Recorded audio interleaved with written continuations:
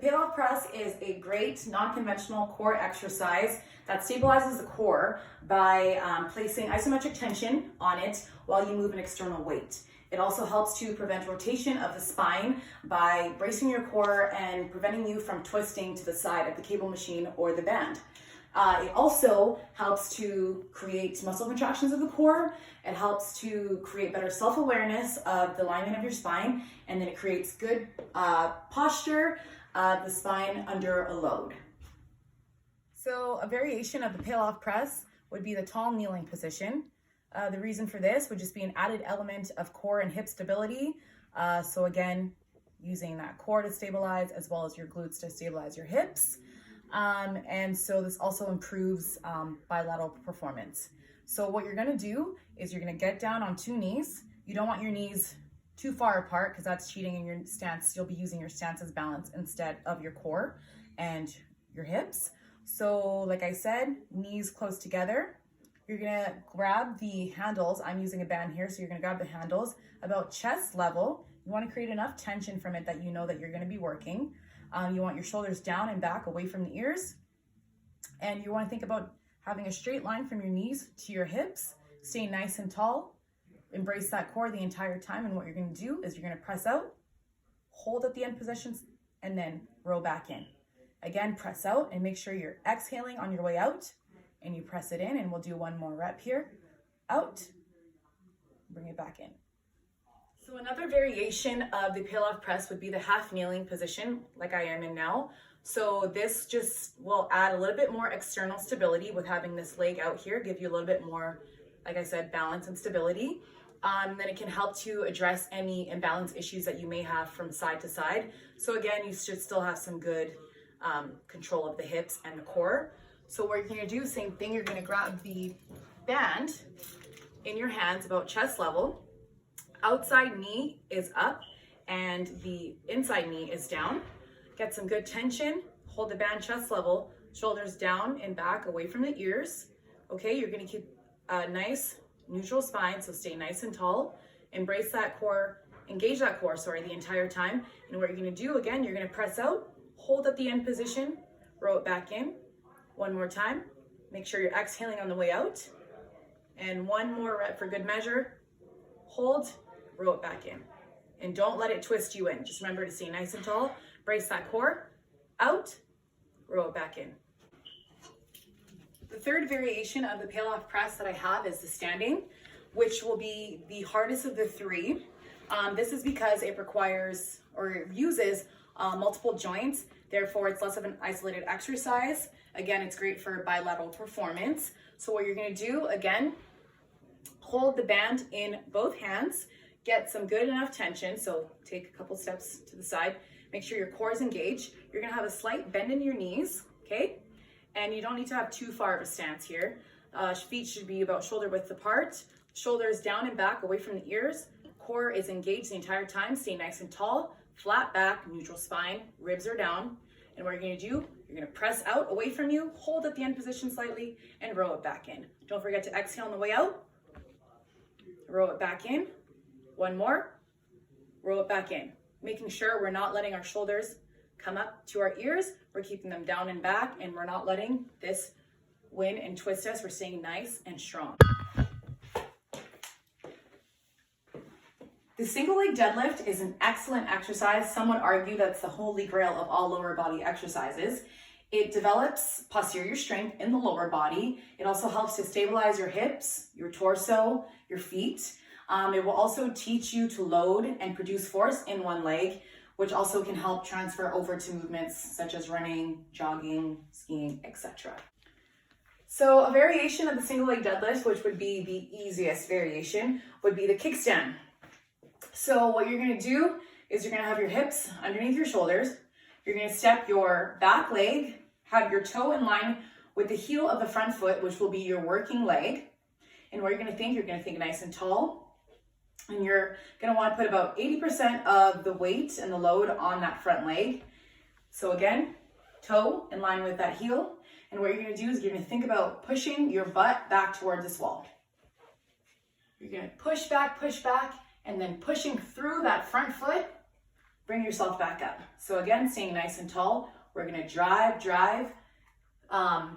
those glutes back to the wall, and then push yourself up. One more time, bring that butt back towards the wall, and then push up nice and tall. So the next variation for the single leg deadlift, which would be a progression from the kickstand single leg deadlift, would be supported.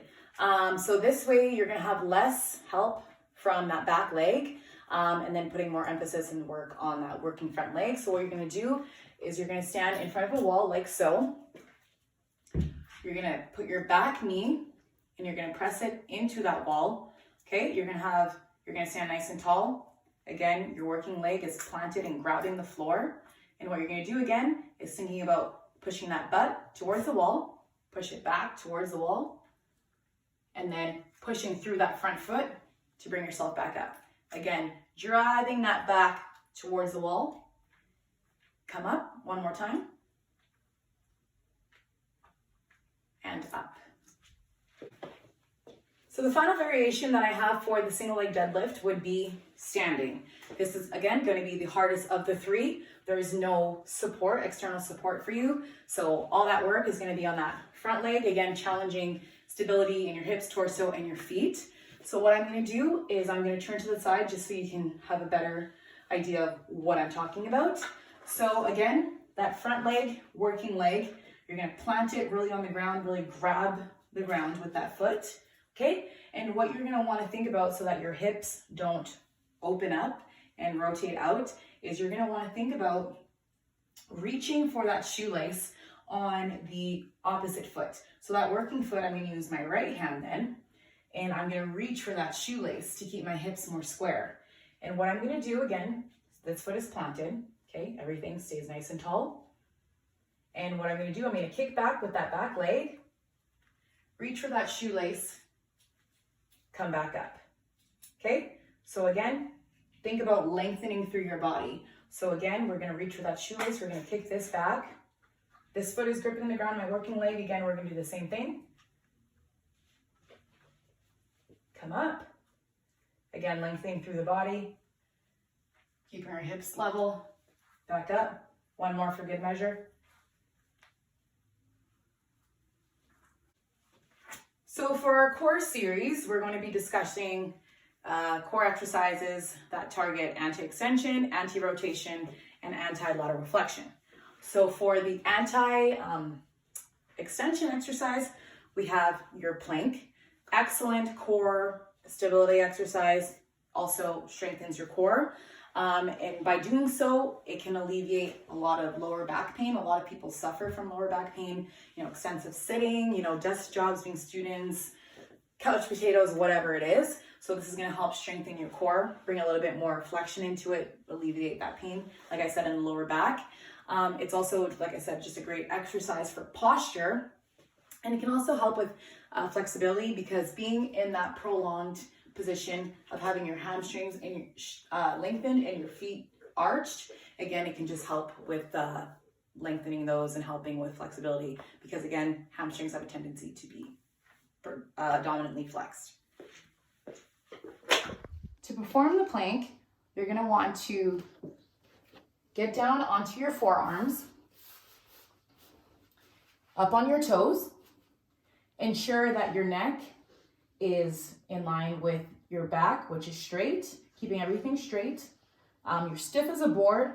You want to make sure that your hips are not dropping like this. You want to squeeze your glutes. You want to squeeze your quads. Everything is working. Everything is activated. You want to draw in and tighten your core. Again, keeping your neck neutral. Really dig those toes into the ground, and you're going to hold this position. You're going to hold it for an extended amount of time. So again, staying nice and tall and neutral, shoulders down and back. Core is engaged, quads are flexed, glutes are flexed to keep your hips stable. Don't let them drop like so, stay nice and tall. Dig those toes and just hold this position for the allotted amount of time. The next exercise in our core series will be an anti-rotation exercise, which I have selected the Swiss ball stir the pot. This is a progression from the plank, and it's basically going to require your core to work that much harder to prevent rotation, flexion, and extension, okay? And so because of that unstable surface, like I said, it's going to be that much harder. It's also a great exercise to strengthen your core and help stabilize the spine, as well as the anti-rotation stimulus is going to allow the anterior core and the obliques to work together. So to perform the Swiss ball stir of the pot, essentially you're going to want to get in a plank position on the Swiss ball. So you're going to have your forearms on the Swiss ball like so. You're going to have a nice flat back, just like you had in the plank. Okay, everything is on. You're going to really press those forearms onto the Swiss ball. Squeeze your glutes, squeeze your quads, draw in that core, keeping everything nice and tight. Squeezing those glutes to help keep those hips stable already. And then you're going to draw circles with your arms in the direction. So whether you go right or you go left. So I'm going to demo it like this. So again, forearms on the ball. I like to hold my hands together. Again, staying nice and strong. Core is engaged. Draw circles with your arms. Again, your hips are not rocking all over the place. You're not letting, your core twist, extend, flex, all that stuff. We're staying nice and strong. Everything is firing. Elbows are bent. Neck is in neutral. And we're drawing circles. And then same thing to the left.